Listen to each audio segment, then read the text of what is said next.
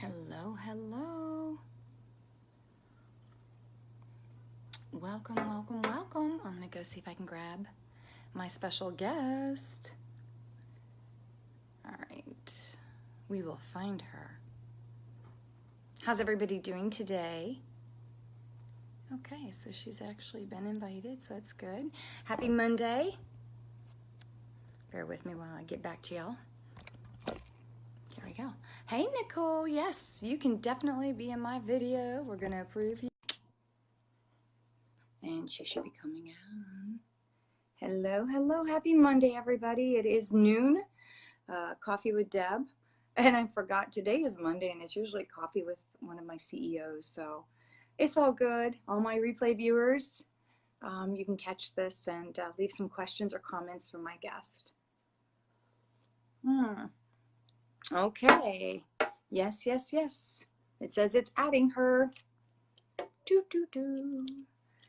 So today is a busy day for me. I got lots going on. Hi, Lisa. How are you? We're waiting for Nicole Marie to come on. And it says it's being added. And we're going to go ahead and approve her right now. Oh, okay. Hey, Nicole, it says I can't invite you because you're already in this broadcast. So get off Facebook and then come back on. Sorry, guys. We're just having a little difficulty. And let's see if we can do this. So today what we're going to do, hey, Becky Wellinger, thank you. We're going to be talking to an IVF individual going through that whole process. And we have a lot of people out there that are going through IVF or thinking about IVF, and they just don't have all the answers. So we're going to share a story of Nicole Marie Kaiser. And there she goes. She's coming back in, guys. Approve. Okay. And then she can share her journey, her story, her decision as to why she wanted to go that route. And well, there's I love how you say an individual. You can just say your daughter. It's okay. my daughter. Surprise. Hi. Good morning. How are you? Tired, but okay. How many months or how many weeks are we now? 35 and a half. I told Nicole that she's going to be going early just because. So the baby's due August 24th, and I told her she can go August 10th. Give her 2 weeks early. I'm okay with that. I'm okay with that. All right. So, Nikki, what I wanted to do is, we've talked about this, and for your birthday, you did a charity fund, you know, where you wanted money to go to IVF research or IVF, right? And to help people who didn't have the money, because it is a very costly process. Yeah. You know, so I thought that was really nice of you to do that. And I thought maybe you'd share your story as to what made you go down this path.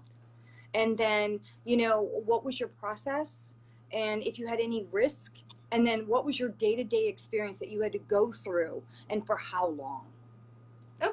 Okay.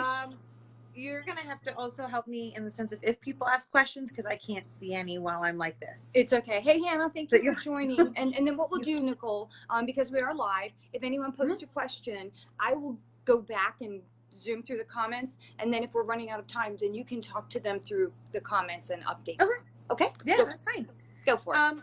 So, am I actually looking at the screen? Because every time I look at my picture, I look away. So you can look at the dot. Just look at camera dot. Okay. So we actually were trying for about 1.5 years. And the typical, you are tracking every day, your temperature, which is absolutely annoying. And for every woman that has to go through that, I feel sorry. Because it's horrible. It really is. Your year just goes. And then about 1.5 years, we were like, all right, nothing's happening at all. We're going to look into what our options are, like what is causing this, see if they can find out. We went to a place called Conceptions and did my research, because a lot of IVF or infertility places say they have great reviews and we have great percentages of people that are going to make it. But every other place that we looked at had a high percentage of heartbeat, but heartbeat is at 7 weeks. And a lot of women have miscarriages after that. Wow. So that didn't really give me any confidence to say, oh, I should go there then. Conceptions in Littleton actually had an 87% rate of live birth. Mm. So they got to that point to let you know that you were already going to be, you know, where you needed to be. Okay. So we went there for testing, and, you know, we just saw a regular doctor there. They did all the testing, the blood work. They checked, you know, for a couple months to find out, you know, where my levels are, if I was ovulating, what side I was ovulating on, because I only have one tube. Oh, that makes it difficult, right? It was more difficult, Okay. right? Okay. You know, because even if you do ovulate, that doesn't mean that anything's being released. Okay. Because if you don't have a tube there, then it just gets absorbed by the body. So they did find out that I was low on the amount of eggs that a woman should have, and that they're also deformed. So even though we were trying, the egg and sperm would never communicate. Oh. They would pass by each other not knowing what they were supposed to be doing. Yeah, they're like, hey man, see ya. Gotta go. Exactly. It would just, oh, you mean we're supposed to get right together? It would pass right by. Yeah. So that obviously then, no matter how much we tried, would not do anything. Okay. So they were really good about saying, okay, here is what IVF looks like. That would be your only option, because an IUI is where you still have to go through the shots and some of the medicine, but it's still, you would just go into the doctors when you ovulate and they would put a whole bunch of sperm in there. But again, if they don't communicate, you're wasting your money. Okay. Okay. So that's the difference between IVF and IUI. IUI, you go in when you ovulate. And again, you know, your partner or the sperm donor or whatnot comes and donates right then and there, and they're able to put that in, hoping that something will take. Sure. And IVF used to be where you would need the egg and still need 200 sperm at least. Oh my God. For it to possibly work. And I don't know if it's just conceptions or if now it's the new IVF way, but that's no longer what they do. So when we get there, I'll let you know. And 200 seems like a lot. It's really not. Oh, okay. It's really not. What do I know? I have natural. You could have like 25,000 in one little area. So okay. 200's nothing. Okay. But we actually, you know, we got the information. We went to the like little meeting area where they had a bunch of couples that were getting the information for it before we had to decide. Then we went to Rome to be like, you know what, this is going to kind of be like our little baby moon if this does work or not. Yeah. And also to get us to relax. Yes. You know, a year and a half of going through this, it was stressful. It just, you know, we weren't who we were. What year was that, Nicole? Was that 2017? It would have been 2016 into 2017, and then 2017 summer is when we went to Rome. Okay, all right, and that's when I went to go watch Sadie. Yes. Okay. Yes. Okay. Actually went to Max. And you watched Max. I watched Max. Sorry. Yeah, I was like, wait a minute, Sadie had already passed. Why did I think I was there? Was I there for Rome? Oh no, you didn't come in for Rome. No, it was Telluride. No, we had a friend stay. Yes, we had a friend stay. Sorry, you actually saw us while we were in New York. Okay.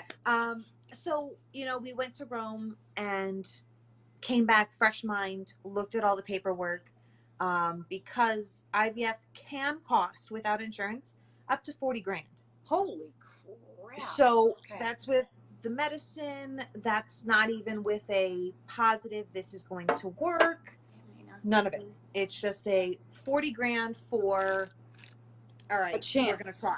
A chance. Wow. We're going to try. That could be devastating on especially on a financial. Oh, absolutely, because a lot of insurances don't look at it as a necessary, you know, because you don't have to have kids, Right. which is true. But you're like, but you still should have that opportunity, just like everybody else. Yes. Okay. But they don't see it that way. Okay. Not all insurances. Then Conception's, a place we went through, has it where if you don't have insurance, they do it, I think, for $22,000. And they also have it where if it doesn't work, they'll give you a discount the next time. so that they realize, Okay. all right, this is a financial burden, but Yeah. we're giving you somewhat of a Relief. success chance. Yes. Yeah. You know, like, hey, we Um, realized, and this is important to you. We're not going to keep right. coming after you for money, money, money. Correct. So let's help you out with a little bit of that. Okay. Correct.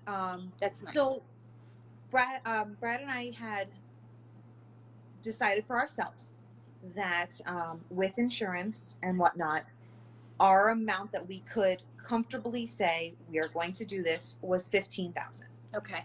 If it ended up being more than that, we would really have to sit down and go, okay, like, what are we really doing this? You know, do we want to be dinks with? But for those of you that don't know what a dink is, it's a dual income, no kids. So Is being your able to phone travel. moving? Is your phone moving? Sorry. Is that Okay. better? I thought maybe the baby was kicking. No, you're on my knee. You're on my knee. I'm on the recliner. Okay. I'm trying to get comfortable. So yeah, so we didn't know if, you know, if this didn't work, would we want to be dinks? Yeah. Yeah. Would we want to look into adoption, how much that would cost? Mm-hmm. Or just continue to see if, you know, we'd get lucky Yeah. on Yeah. our own. So we did decide to sign the papers and go through. Okay. And the first process that you have to go through is 2 weeks worth of shots. Oh. And those 2 weeks, I don't have needles anymore, but I did find the pictures for them so I can post them afterwards for everybody. Okay. So those first 2 weeks, you have to do 4 to 6 shots a day in your stomach.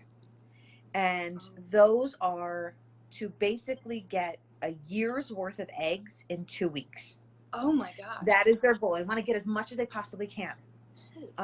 And you have to go for an ultrasound and blood work every day because they need to make sure that the dosage is correct, that the eggs are growing. Every day? Every day. So I had to get not only like the 6 shots in my stomach, you have to go for blood work every day. So I got really good at giving blood. Oh, okay.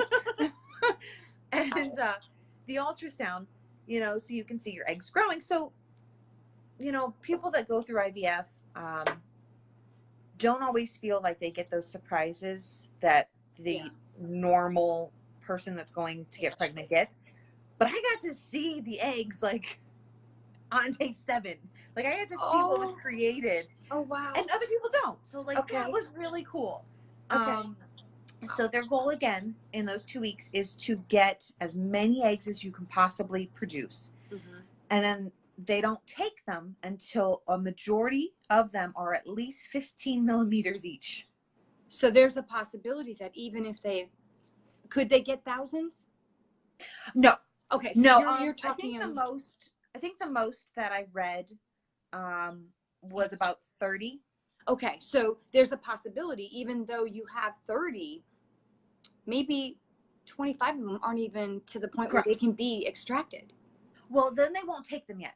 Okay. They will only take them. So I was supposed to go 2 weeks. I ended up going, I think, 16 or 17 days to give like those last few that chance to get there. Sure. So they really do try to make sure that most of them are where they need to be, so that otherwise it's a waste of money. Sure.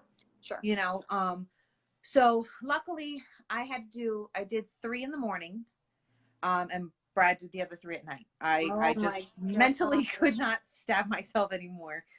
One actually was like an EpiPen, and that one was the worst one. That one stung the worst. I remember. But I did them right before bed. So that I could take them, put the ice pack on, and I'm like, I'm going to sleep. Like, day's done. Trooper. And during that time, you also swell up. So I wasn't much smaller than I am now. Oh. Because all of the eggs are growing. Wow. So you get very uncomfortable, and it's a lot of hormones. And it's a lot you're going through, and you do get very depressed. You absolutely do. Yeah. Because again, you're going through all the hormones that you would each month in 2 weeks. Yes.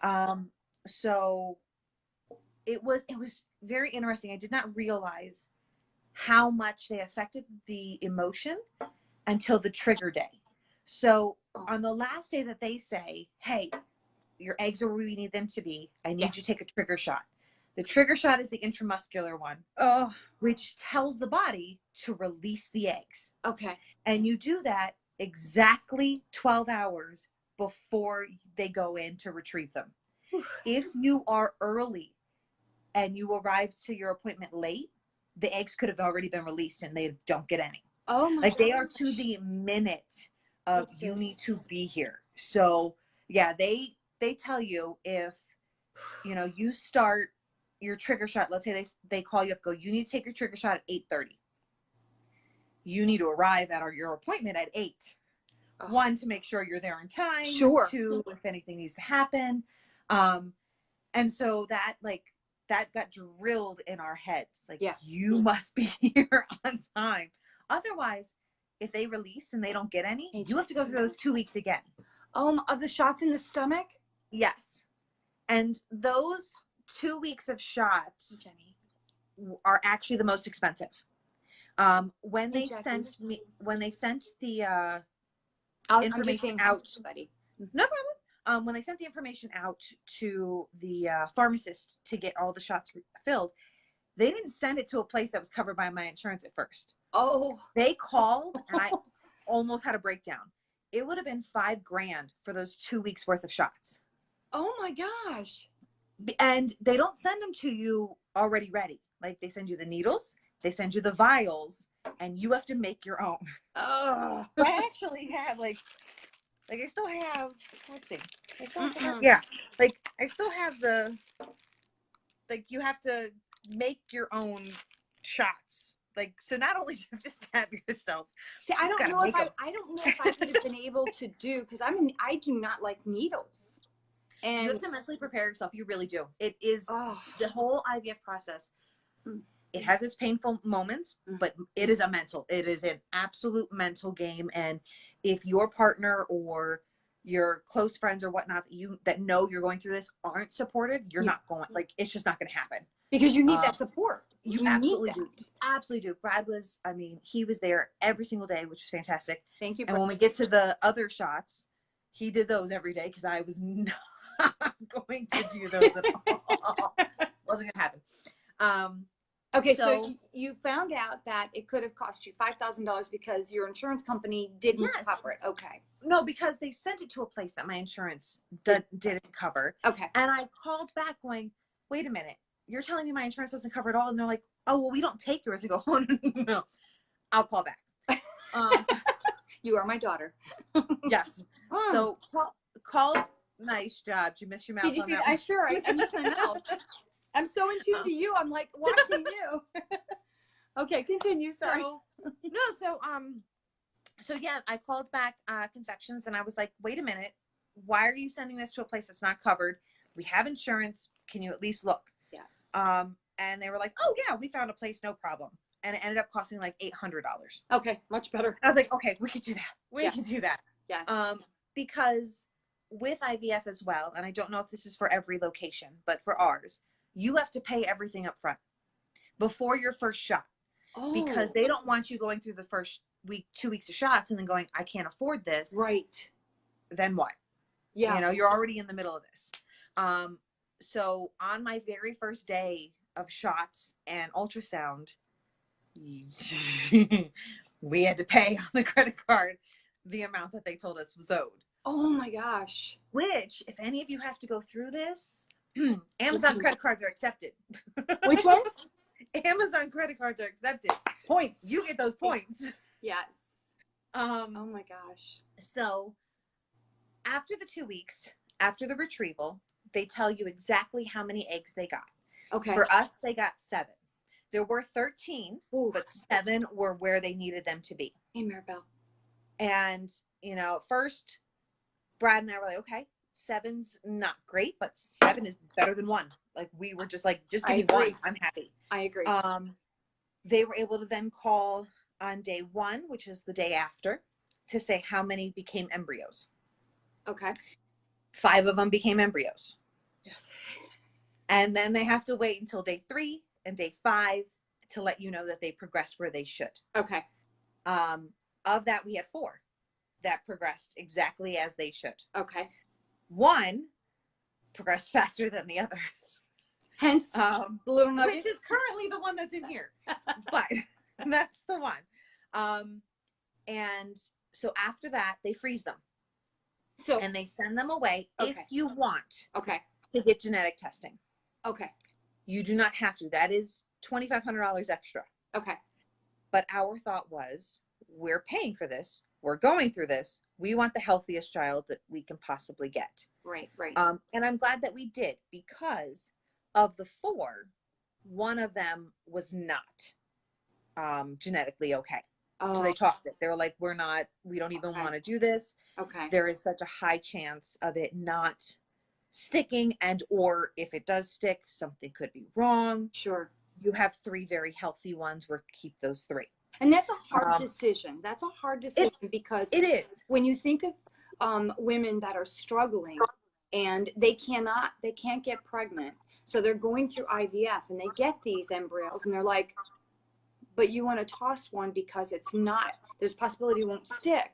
What if the other ones don't stick? Then you have that mind game of, oh my gosh, what did I do? You know? No, absolutely. Because if it doesn't Michelle.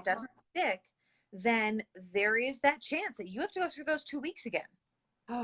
You know, unless it's during the time that you still have them frozen. Okay. Then they can always just skip the first 2 weeks and go to the last part. Understand. Okay. So, you know, it has its positives and negatives. Sure. A negative, though, is if the doctor does not test to find out why it didn't stick. Because we've known people to go through it and it didn't stick because their body will permanently attack the embryo thinking it's a virus. So if you don't know that, you're going to continue to go through this process and go through the same situation, which can be so emotionally draining and Very devastating. So. Oh, wow. Yeah. Okay. So it's good to say, hey, we're going to go through it and we'll do what we can. But if it doesn't work after a second time, I personally, I'd be like, all right, you need to tell me why. Hello, Max. Hi, Max. Hi, Max. Old grandpa. So that's my personal. If it didn't work 2 times, you need to tell me why. You need to test why. Yeah. Like, what is going on? Why is my body not doing what it's supposed to? Sure. Okay. So after the retrieval, you get a month of nothing. No shots. You just let your body relax, do what it naturally needs to do. Go through. What did your body go through in that month, though? Because remember, you've been getting shot after shot after shot. So what does your body go through when it says, oh, you're not feeding me anything now? Is it kind of like a withdrawal? No, actually, it was so great. It really was. After the day of trigger, I could tell that a lot of the emotions or a lot of the hormones and emotional were gone. Like, I was in a good mood and my jeans fit again. Like, you could tell the body was like, oh, I'm doing what I'm supposed to. Mm-hmm. I'm good. So no, for me, there was no withdrawal. There was no, oh my gosh, like, this hormone's low in my system. This hormone is high in my system. There was none of that. So after that month, they give you your day of transfer. Okay. And before, sorry, there was something like by my head. It's just a spider. No, just kidding. That's not funny. Before transfer, you get your next round of shots. And luckily, it's only 1 every day. Oh, for 13 weeks. Oh my gosh. So it's an intramuscular shot, and they say you could do it in your arm, but they don't recommend it. Okay. Because the needle's about that You'll big. be sore. You won't even be able to lift that arm. That's big. So you have to do it in your butt cheek. Okay. And you have to start it a week before transfer. And what's in that shot is progesterone. That's what your body naturally makes when it realizes it's pregnant. Understand. So as, you know, the embryo is created and it's going down the tube, your body is creating that progesterone to start to make the lining for it to stick to. Understand. Well, obviously, if you put a frozen embryo in, the body doesn't know it needs to be there. Yep. So you have to give it the the hormones that it needs. Okay. So it's progesterone and oil. And there are different oils. The one that they sent me was sesame oil. Like, it's just regular oil. It's Hey, not like a Gabby. special How are oil. you? Mm-hmm. But if you think of oil, you think of how thick oil is. Yes, yes. Oh, is this? Yeah, go ahead. Go ahead. Which then makes the needle hole larger. Oh, guys, So- I'm cringing here. Just saying. Be prepared. Yes. But this is what I do have samples of, extra still. Because I know people that have gone through IVF and they had to go through those shots. Okay. And I don't know how they did them for 13 weeks without any help. Yeah.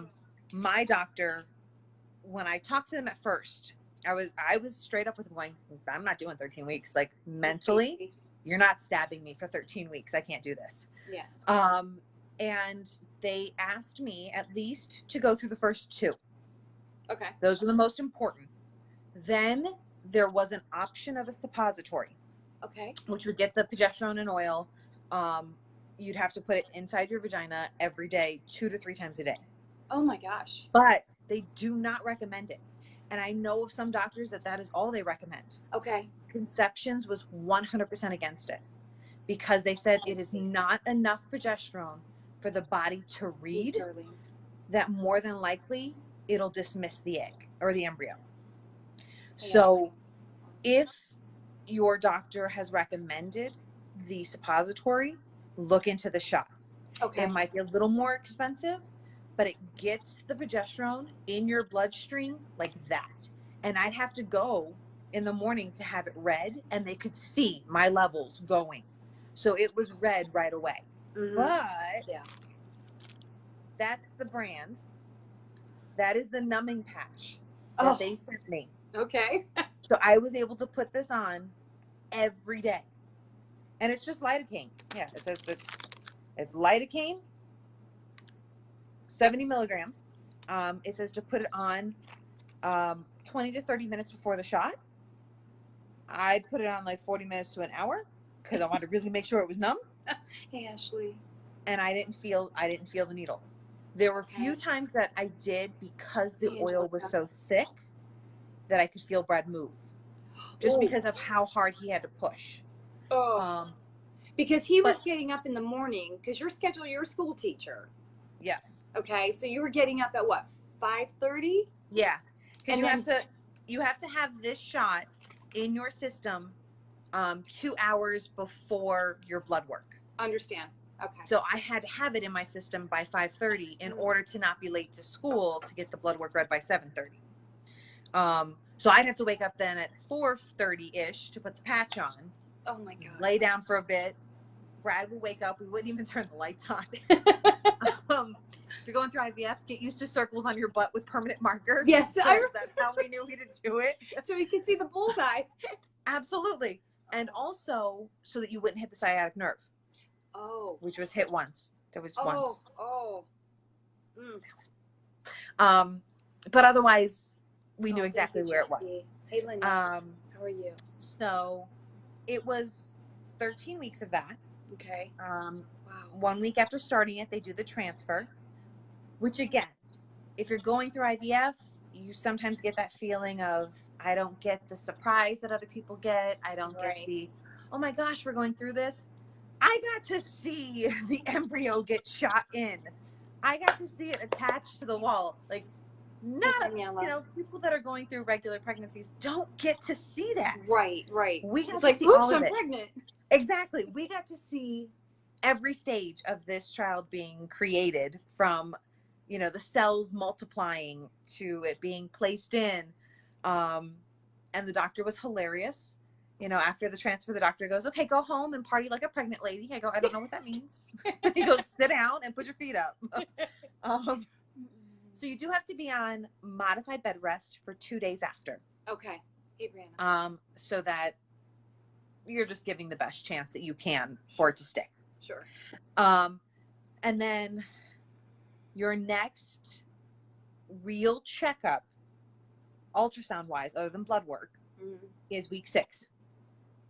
Wow. And that's when they can tell whether it's stuck, heartbeat, whatnot. And it was week 7 that we saw the heartbeat for the first time. Mm. It looked like a little itty bitty alien, which was really weird. Yeah. Hey, Kayla. But you go through those shots up until you're 12 weeks along. Oh. And they start to lower them around week 10 and a half. Okay. So you start to lower the amount because your body is now making enough progesterone that you don't need the shot as much. Correct. Okay. So by the time you're done, you're doing half a cc when you used to be doing a 3. Okay. You know, you do the whole needle and now you're like, oh, nothing. Like, I was like, I don't even need a numbing patch for that anymore. Like, Yeah. whatever. We could do this. We got this. So yeah. And then, you know, another thing about IVF is we got to be lucky in the sense of we had an ultrasound week 6, 7, 8, 9, and 10, 12, 14, 16, 20. I mean, I've had an ultrasound every one, when normally a normal pregnancy is you get it with heartbeat. You'll get it with the first trimester scan to make sure that things are forming correctly. You'll get it at week 20 to make sure if you want to find out gender or whatnot, which obviously we already knew from genetic testing on day like 5. And then they might get another one at like week 30. And I've had an ultrasound every single appointment. Awesome. You know, I've got to see the progression of it. Yes. Heartbeat, so it was all that. Yeah, I mean, we got all of it. I actually have the heartbeat, like the first sound of it. I now made a bear with the heartbeat on it, kind of dork like that. So it's emotionally draining, and you know, you always get the people that have kids saying, "Oh, but it's worth it in the end," and it is really hard to justify that when you're going through shots every single day and you're not able to. Again, with a normal pregnancy, you're just, oh my gosh, okay, I'm good till the next appointment, I'm fine. Right. With IVF, it's okay, well, what's the next step? What's the next thing I have to do? Right. You know, they've been telling you every single day what shot to take, what hormone to take, what to do, that you're just like, well, what's the next thing? You know, even after I graduated from, you know, IVF to a regular doctor, it's just like, okay, well, what's the next thing? Like, there isn't, for me, there wasn't that full on, oh my gosh, I'm pregnant connection. Even the first movements were weird. For me, that was weird. It was weird. And people keep saying it's butterflies. For me, it was not butterflies. I don't even know what butterflies feel like. It felt like somebody blowing bubbles in milk. Okay. That's the best way I can describe it. If you take a straw and blow bubbles in milk. Thank you. That's how I felt. But no, I mean, like I said, we're 35 and a half weeks along. We were very lucky that it did work the first time. Yes. That is not the norm. It really isn't. But what was causing us to not get pregnant, it wasn't that my body couldn't hold on. So it wasn't like I'd gotten pregnant before. Right. And, you know, oh, it just didn't progress. Yeah. It was that my body just in general could not get pregnant. It knew that it needed to do everything after. Sure. But the actual pregnancy itself, my body was like, I don't know how to do this. So, so that's our little guy. Little nugget. He's there. He's got what, 4 more weeks? Oh, God. 4.5 more weeks. I go 4 more weeks, I'm going to die. No, you're going to be fine. August 10th, I'm saying, but she's actually due August 24th. And he has no room left. There's no room left. So, Nikki, how much weight have you put on? And did they say that there's any difference with an IVF pregnancy versus a regular pregnancy? I mean, do you experience the same eating things, like you're craving this? Do you go through the same things? So for me, I had no morning sickness. Okay. And I don't know if that was because of the progesterone shots, but I didn't. There were times I woke up feeling a little nauseous, but then I had a spoonful of peanut butter and I was fine. Oh, okay. Like I just needed food. Like I just needed something in my stomach. Sure. Like you could tell that I either didn't eat enough or whatnot the night before. So no morning sickness for you? No. Girl, you gave me tons of morning sickness. The sight of an orange, the smell of an orange. Oh, but then Burger King was my savior. Yes, I did like Burger King. But I never really had cravings that I didn't normally eat either. Okay. So I have more dairy now. I really like Hey, milk, and Kristen. I want milk all the time. Good. But Good. I always liked milk. Okay.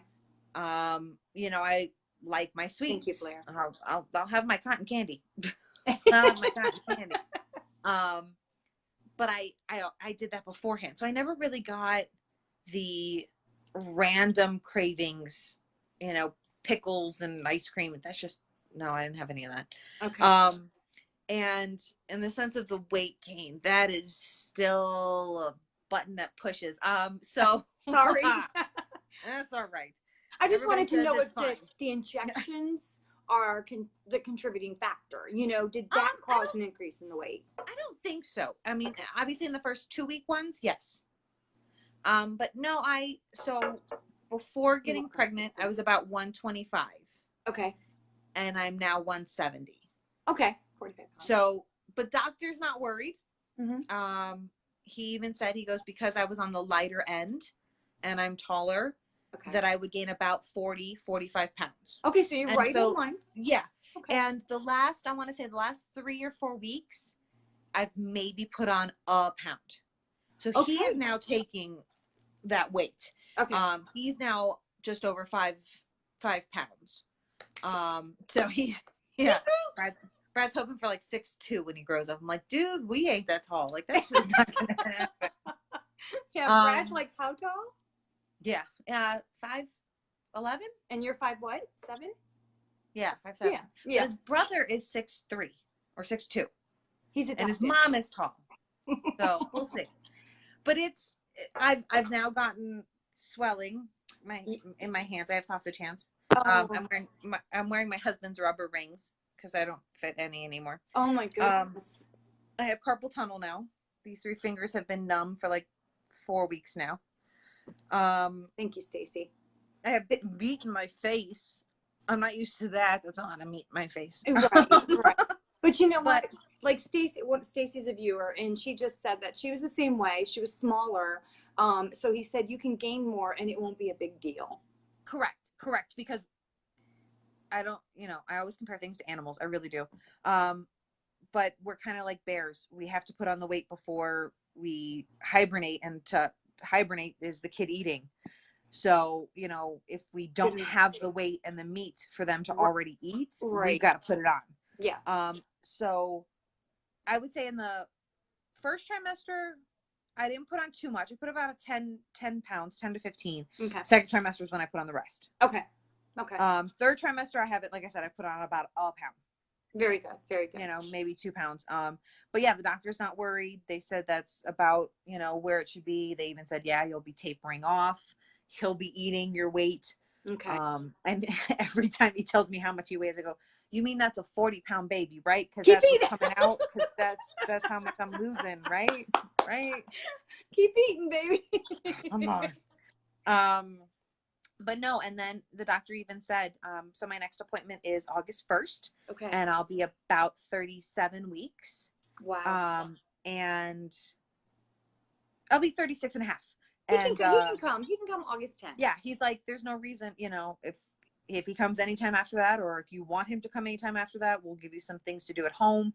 Wow. To help along. But after 36 weeks, it's no longer premature. So, more than likely the lungs are formed correctly, because that's the hardest part. That's the last thing to fully form are the lungs. Right. Okay. And that's usually why they have to go into the NICU, is because their lungs aren't developed fully Well, yet. we want him to be fully developed in that area. And then when he's ready to make an appearance, he can come out and say, hey, Nana.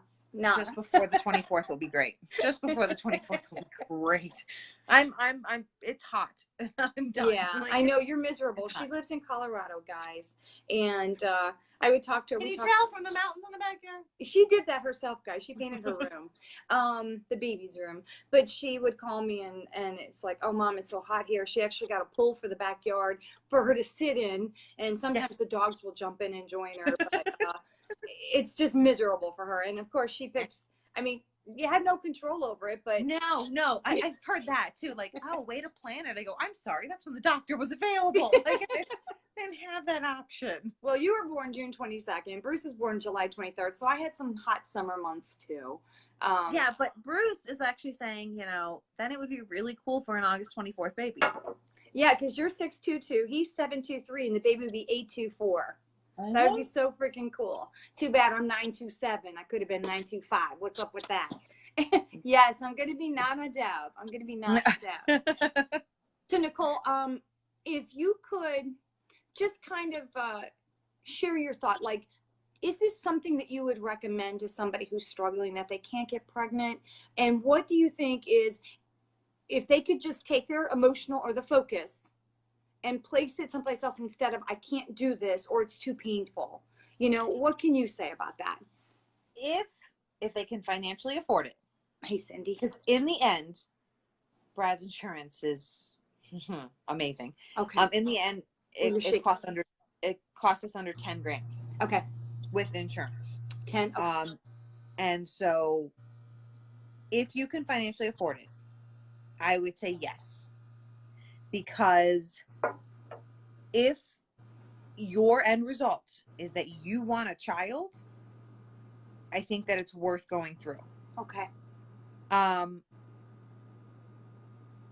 again, I also recommend that if you're going to go through it, you need to think about counseling. You need to think about your partner. You need to think about everything that is going to be your support system. Mm-hmm. Because if it's gone, or if there's any extra stress, it's just like if you were trying naturally. Stress is not going to help it. Right.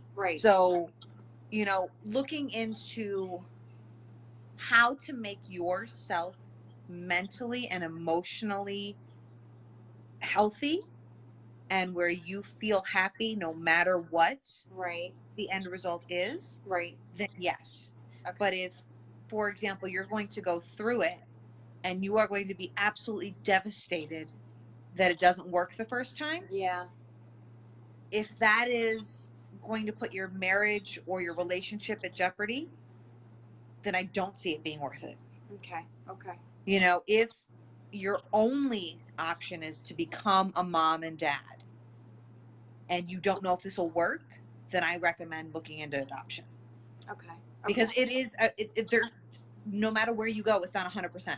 Right. It is not 100%. And you don't know truly how the body's going to respond. Yes. Even I know people that have had kids and have had to go through IVF after. Oh. And it didn't work. Okay. It's not because you got pregnant, you're going to get pregnant again. Right. No, there's a chance that your body's, how much your body changes anyway. Exactly. Right. There is a total chance that your body's just like, no, this is it. So if in the end you could not live with the idea of not being able to do this, then don't. Okay. Because it's just emotionally and mentally tiring in general. It's not worth putting your relationship, your mental status, your health on the line for it when there are other options. Understand. Yeah, right. And that's why you mentioned it's really good to have a support system, whether it's your family, your friends, your husband, your partner, whatever. That is key. You need that. Because absolutely. If you don't have that, it's going to be very devastating. Even at my new job, almost half of them went through IVF. Oh, wow. So I was able to ask them questions. Okay. And, if I was going through something like, is this normal? Because again, is it normal for a normal pregnancy? Is it normal for an IVF? Is it, any of that? But absolutely. I had people I talked to, I had people I confided in, I had people that I'm just like, I need to vent today. Like, nice. Please just let me vent. Yes. Yes. But, and then I came home and thank you, Jack. I had a husband that was extremely supportive with it. Brad was amazing. He really was. He really was. And he's wanted to be a dad his entire life. So he was really happy with this. Wasn't happy that it wasn't twins, but I'm not doing it. That's okay. He wanted them all at one time. I said, you could do it again, but later. And you're like, I don't know. You might be just happy with one. Yeah, he may be a handful. Exactly. If he's like you. Or like his father. Or like his dad. Oh my gosh, yes. So no, I recommend it if you have a strong support team, Yeah. if you have the mental ability to say, if this doesn't work, it's okay. Yeah. We can And do if, something else. We can do right, an and option. if you can financially do it, if this is going to put you to the point that you can't afford to get groceries, Yeah. I don't even if, like, even with him right here, like, I wouldn't have gone through it if it would have caused us so much stress Financial that we stress, wouldn't be yeah. able to enjoy it after. Right. You Because the know, I baby mean, would be struggling. exactly. And you don't want to Exactly. put a child in that kind of situation. I No. understand. And I know there are people that have different views, like, no, Yes. this is what I want. I'm going to go completely in debt. That's fine. We're Yes. just sharing your story, Yes. your process, and how it would affect you had it was a financial strain or a burden. You Right. don't want the baby to suffer. You want the baby to have a good life and have food on the table and have clothing. So Yes. I respect that of you. Yeah. So I want to thank you. You're I welcome. almost started to get an emotional situation going on, and I was like, nope, you got this, you got this, you got this. Because I was actually with Nicole. I went to go surprise her. You got to find out the day it happened. I went to Colorado, and Nicole didn't know that I was coming in early. And so, a couple weeks prior, she's like, oh my God, you got your Southwest notice? And I'm like, oh, what are you talking about? And I'm like, oh my God, she knows I'm coming to visit her. And yeah, because you weren't supposed to come until January. Yes, and I came. Or February, February, yeah. Yeah, and I came for Christmas, but I came earlier, and Brad met me in the carport or the driveway, and he just said, we have good news. And yeah, I went we had literally just got off the phone with the nurse saying, it's stuck. You are actually pregnant. Yeah. And I'm like, okay, great. Like, we can do this. And then she walks in the door. Yeah. And Nicole's like texting, and I'm like, she jumps up and we both scream and we cry. And, for me to be there, that was like so special. So, and I know you've gone through a journey, and I'm proud of you, and I'm proud of Brad for being there, because without a supportive husband or partner, it wouldn't have happened. It wouldn't have happened. Yeah. And you're a trooper for going through all that, because I remember the stories, the calls, the crying. I remember the oil causing lumps on your body because it didn't seep into the body. So you had to keep massaging. So I'm proud of you. I'm proud of Brad for helping you. I'm excited to be a Nana. And I want to thank you for sharing your journey, because you are very welcome. There really isn't a lot out there with IVF. No, there really isn't. And that's what's frustrating, is so many people look at having children as, oh, well, it just happens. I'm like, yeah, no, it really doesn't. It really doesn't. No. And so more people, I think, should talk about it, so that they have that outlet and they don't think that they're alone. Absolutely. And I've mentioned to you, like, I have a few Facebook friends. I see them going through their journey, and I see them supporting other people who are going through that journey. And when you get that call that things didn't stick, you can only imagine the emotional state that you go through. So thank you for sharing your story. I appreciate it. You're welcome. We are ready to welcome the little nugget. I still do not know the baby's name yet, so I guess I'll find out. And neither do we, so it's okay. Oh. But if you guys have any questions, I do see a lot of posts coming in, Nicole, so if you could take the time and kind of respond to people. Sure. And if anybody has questions and you want to do a private message to Nicole, she's welcome to do that. Her journey has been a success. We're so happy, and we look forward to our little nugget. You got it. I love you, kiddo. Love you too. Thanks for joining, everybody. Bye. Bye.